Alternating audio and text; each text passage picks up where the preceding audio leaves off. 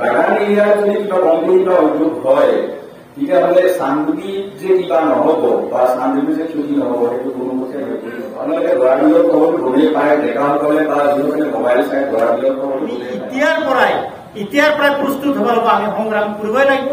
সংগ্ৰামৰ বিনিময়ত আমি কিন্তু মাটি নাপাওঁ। আৰু এটা বাগান এৰিয়াত যিকোনো উদ্যোগেই হওক বা কিবা কোম্পানীয়ে হওক যেতিয়া বহে তেতিয়া আমি সকলোৱে কওঁ যে যিকোনো চান্দুবিত তাৰমানে আমাৰ আৱেগ বুলি চবেই ভাবো। আমাৰ সকলো অনুষ্ঠান ৰাজ্য সংগঠন সকলোৱে আমাৰ আৱেগ বুলি ভাবো। যদি বাগান এৰিয়াত যদি কিবা কোম্পানী বা উদ্যোগ হয় তেতিয়াহ'লে চান্দুবিত যে কিবা নহ'ব বা চান্দুবিত যে ক্ষতি নহ'ব সেইটো কোনো মতে হৈ পৰিব নোৱাৰি। কাৰণ ইতিমধ্যে আপোনালোকে গৰাকীৰ খবৰটো গমেই পায়, ডেকাসকলে বা যিসকলে মোবাইল চাই গৰাকীৰ খবৰটো গমেই পায়। গতিকে মই ভাবো যে এই সংগ্ৰামখনত অকল বাগান বুলিয়ে নহয়, ইয়াত ফৰেষ্ট বা চান্দুবিত বা ইয়াৰ সমস্ত সমগ্ৰ ৰাইজে সহযোগ কৰাটো দৰকাৰ।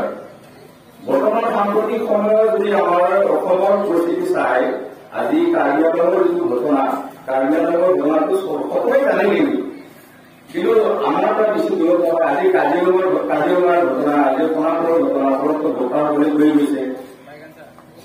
ৰিচেণ্টলি যিবিলাক মানে কি ঘটিছে বা হ'বলৈ গৈ আছে, কাজিৰঙাত 18,000 বিঘা মাটি মানে কি চলাৰ পাৱাৰ প্ৰজেক্টৰ কাৰণে অলৰেডি মানে কি এখন বেংকৰ মানে কি পুঁজিৰ বিনিময়ত মানে কি বনাবলৈ গৈ আছে। তাত কিন্তু সেই 18,000 বিঘা মাটিটো ইমান কম পৰিমাণৰ নহয়। গোটেই গুৱাহাটীখন মোটামুটি 18,000 বিঘাৰ এটা এৰিয়া হয়। গোটেই গুৱাহাটীখনে 18,000 বিঘা মানৰ হয়। তেনেক্ষেত্ৰত আমাৰ এই বাগানখন মোটামুটি 13,000 বিঘা মানৰহে হয়। আৰু গোটেই এৰিয়াটো মিলি হয়তো মানে কি 18 বা 20 এনেকে কিবা হ'ব আৰু বাগানত গোটেই এৰিয়াখিনি। এতিয়া এই মুহূৰ্তত শাসক গোষ্ঠীৰ কাৰণে অৱলম্বী যিসকলে কৈ গৈছে যে তথ্য থকা নথকাৰ বিষয়টো সেইটো এটা দলীয়মান অৱস্থা আছে। কিন্তু কথা হ'ল এতিয়াৰ পৰিস্থিতিত কোনো ক্ষেত্ৰতে তথ্য জনাৰ অধিকাৰটো যদি আমি RTI কোনো তথ্য জনাৰ যিটো অধিকাৰ আছে তাত ডাটা নট ফাউণ্ড বুলি আনকি এনেকুৱাও কৈছে যে তথ্য জনাৰ অধিকাৰটোও সংশোধন কৰিছে। তাৰমানে তথ্য জনাৰ অধিকাৰটোও সংশোধন কৰিছে কিছু। সেইকাৰণে চৰকাৰী পক্ষৰ যেতিয়া হানি হ'ব সেই তথ্যটো তাৰমানে কেতিয়াও নজনায়। তাৰ সত্বেও মই ভাবো ভৱিষ্যতত দাবী সমিতিয়ে তথ্য এই জনাৰ কাৰণে যিখিনি ব্যৱস্থা কৰিব লাগে সেইখিনি ব্যৱস্থা কৰিব। এতিয়া কথা হ'ল কি যে এই বাগানখনৰ মানুহখিনি প্ৰায় বাগানখন নোহোৱাৰ আগতে আমাৰ জনজাতি লোকৰ বা ভূমিপুত্ৰসকলে বসবাস কৰি আছে। তাৰপিছতে আমাৰ যিখিনি আদিবাসী সম্প্ৰদায়ৰ মানুহ কিছু আদিবাসী মই জনামতে আগৰ পৰা আছিলে, তাৰপিছত বাগানখনেও কিছু লৈ আহিছিলে। তো বাগানখন হোৱাৰ পিছতো মই যিখিনি তোৰ জানো যে আমাৰ মানে মোৰ ভাইটি বুলি কওঁ যে নীলমতীসকল, তাৰপিছত আমি ভুৱাইছে তেখেতসকল আমাৰ আৱেশৰ মাজতে আছে। তেখেতসকল আমি আঁকোৱালি লৈছো।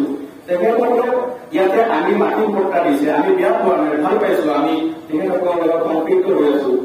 নাৰায়ণপুৰ বুলি ক'লে এইখিনি আৰু অলপ আগত দেওপানী আমাৰ মানে কি বড়ো মানুহবোৰক আমাৰ ছাৰ নামটো উল্লেখ কৰিছো মই, আমাৰ তেখেতসকলক লেণ্ড বুলি আমি ঘূৰাই দিছে।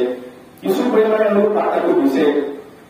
যদি নতুনকে মানুহ আনি পাত্তা দিব পাৰে তেনেক্ষেত্ৰত আমি আগৰ পৰাই থকা ভূমিপুত্ৰসকল আনকি আদিবাসীসকলেও আমাৰ মোটামুটি 100 বছৰ বেছি হৈ গৈছে। তেখেতসকলক পাত্তা দিয়াৰ কি অসুবিধা আছে? ইতিমধ্যে চৰকাৰে বিভিন্ন ৰাজনৈতিক মিটিংবিলাকত কৈছে যে বাগানখন চৰকাৰীভাৱে লোৱা হ'ব, তাৰপিছত ইয়াৰে মানুহখিনিক পট্টা প্ৰদান কৰা হ'ব। কিন্তু সেইটো হোৱা নিবিচাৰে আপোনালোকে। আমি ভোট দিছো, আমাৰ কথা আগত চিন্তা কৰিব লাগিছিল। কিন্তু আপোনালোকে বৰ্তমানৰ পৰা লগে পাইছে যে ইতিমধ্যে বনিয়া গোষ্ঠী কিছুমান কোম্পানী আহি ইয়াতে মাটি চাই আছে। তেখেতসকলৰ লগত স্বয়ং মংগল চৰকাৰী মানুহ আছে, SBC আহিছে, হয়তো কেতিয়াবা BC আহিছে আৰু আগতে প্ৰথম পৰ্যায়ত যিটো আন্দোলনটো হৈছিল প্ৰতিবাদী সভা হৈছিল তাত চিফ ছেক্ৰেটাৰী আহিছিল। গতিকে চৰকাৰখনে কাক মাটি দিব বিচাৰিছে? আচলতে বনিয়াদ দিব বিচাৰিছে। আমাৰ মানুহখিনিক তাৰমানে দিব বিচৰা নাই। কিয় নিবিচাৰে? তেতিয়াহ'লে তেখেতসকলে আমাৰ ইয়াত ভোট বিচাৰি কিয় আহিছিল আমি প্ৰশ্ন কৰিব লাগে আচলতে। আজি আমি চৰকাৰৰ লগত যেহেতু সংগ্ৰাম কৰিব গৈছো, আমাৰ ভূমি অধিকাৰটো আমাক লাগে, আমি নিশ্চয় ইয়াত কষ্ট কৰিব লাগিব, আমি ইয়াত মেণ্টেলি হাৰাচমেণ্ট হ'ব লাগিব। চৰকাৰে আমাক তথ্য নেদে, আমি বহুত RTI কৰিলো নেদে, কাৰণ চৰকাৰে মেকানিজিমটো এনেকা গঠন কৰি লৈছে তেওঁলোকে, কিন্তু আমাক নেদে। মই আপোনালোকক কৈছো ইয়াত আমি যে হাৰাশাস্তি হ'ব লাগিব, আমি যে ইয়াত মানুহ মৰিব লাগিব, এই কথাটো আপোনালোকে প্ৰস্তুত থাকক। কাৰণ চৰকাৰে এতিয়ালৈকে মনে মনে আছে এইখিনি মাটি এইখিনি উঠিব, এই কথা নকয়।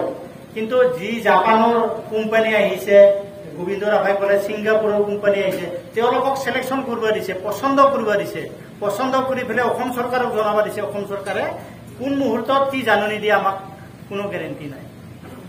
মই জাপানৰ কোম্পানীৰ মালিক হয়, মই কম যে মোক এইখিনি জাৰাপাতা অঞ্চলটো লাগে। ইয়াত যিহেতু মানুহ নাই বুলি তথ্য আছে তেওঁলোকৰ হাতত, গতিকে এই জাৰাপাতাৰ কিমান মানুহ আছে উচ্ছেদ কৰিব লাগে, চৰকাৰে কি কৰিব নোৱাৰে।